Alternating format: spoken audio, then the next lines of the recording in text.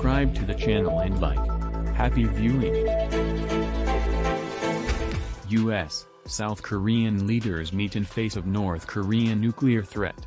Seoul, South Korea. When the U.S. and South Korean leaders meet Saturday, North Korea's nuclear weapons and missile program, already a major focus, may receive extra attention if intelligence predictions of an imminent major weapons demonstration by the North, which is struggling with a COVID-19 outbreak, are right. What's less clear, however, is whether the meeting between Joe Biden and newly inaugurated Yoon Suk-yeol will produce a meaningfully new way to handle a nuclear threat that has bedeviled the Allies for decades. There's worry in Seoul that Washington is slipping back to the Obama administration's strategic patience policy of ignoring North Korea until it demonstrates seriousness about denuclearization, an approach that was criticized for neglecting the North as it made huge strides in building its nuclear arsenal. U.S. and South Korean intelligence officials say North Korea may welcome Biden to the region. He's also visiting Japan, with a ballistic missile test or its first detonation of a nuclear device since 2017. There's little chance of any real nuclear diplomacy.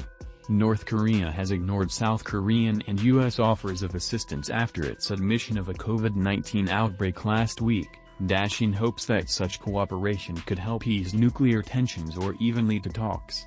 Yoon, a conservative former prosecutor who took office on May 10, has said he wants to strengthen ties with Washington while enhancing South Korea's missile strike and defense capabilities. He has also called for the resumption of large-scale U.S.-South Korean military exercises. Those were downsized or suspended over virus worries and during ultimately fruitless nuclear talks between former President Donald Trump and North Korean leader Kim Jong-un. Biden may raise with Yoon a desire for a broader role from South Korea in the alliance, moving away from a focus mostly on North Korea as U.S. foreign policy attention shifts toward confronting China and Russia. Yoon will likely use the meeting with Biden to declare South Korea's participation in the Indo-Pacific Economic Framework, a new U.S.-led regional partnership aimed at promoting cooperation in trade, supply chain resiliency, technology and other issues.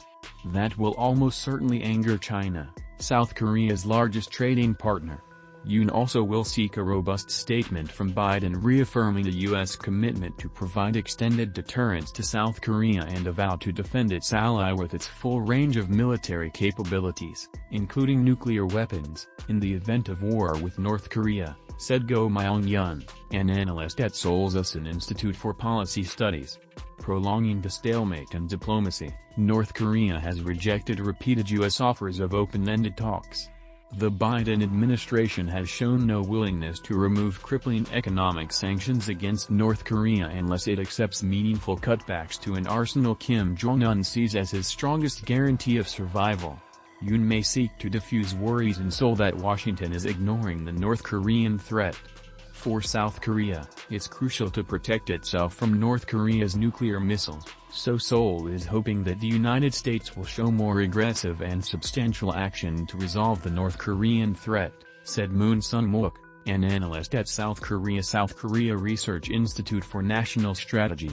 The United States, for its part, wants strengthened security cooperation with South Korea and Japan, Moon said, and a stronger role for Seoul in the region. As a presidential candidate, Yoon criticized liberal predecessor Moon Jae-in's foreign policy, describing his warm approach to North Korea as subservient and accusing him of undermining South Korea's alliance with the United States and of being too soft on China.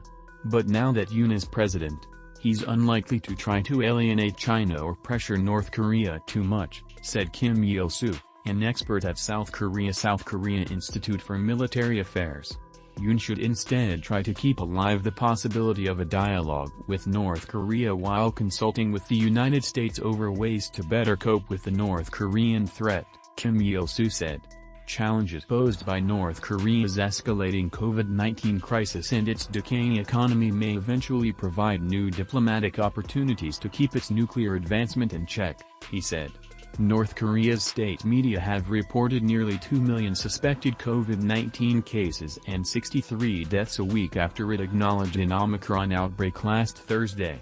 The situation is almost certainly worse because the country lacks virus tests and other healthcare resources and may be underreporting deaths to soften the political impact on Kim Jong-un.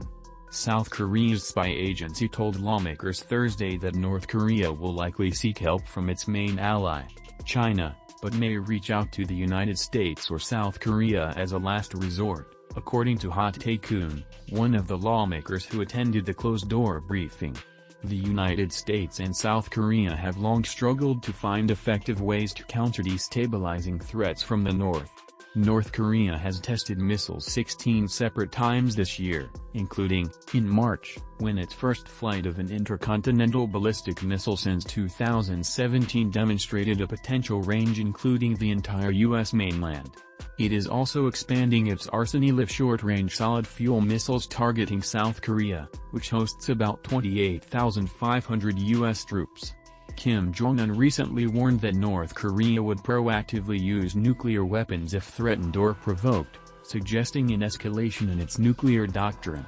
What we need now is a kind of strengthened deterrence that prevents provocations, rather than the kind that reacts to them after they happen, said Kim Young-wook, a professor at Seoul South Korean National Diplomatic Academy. Some South Korean conservatives have called for the government to ask the United States to bring nuclear weapons back to South Korea after removing them in the 1990s. But more effective and plausible options for Seoul and Washington include restoring combined field exercises, better coordinating defense procurement, and regularizing trilateral security cooperation with Tokyo, said Leif Erik Easley, a professor at Wei University in Seoul. That's all. Thanks for watching, and see you in the next video.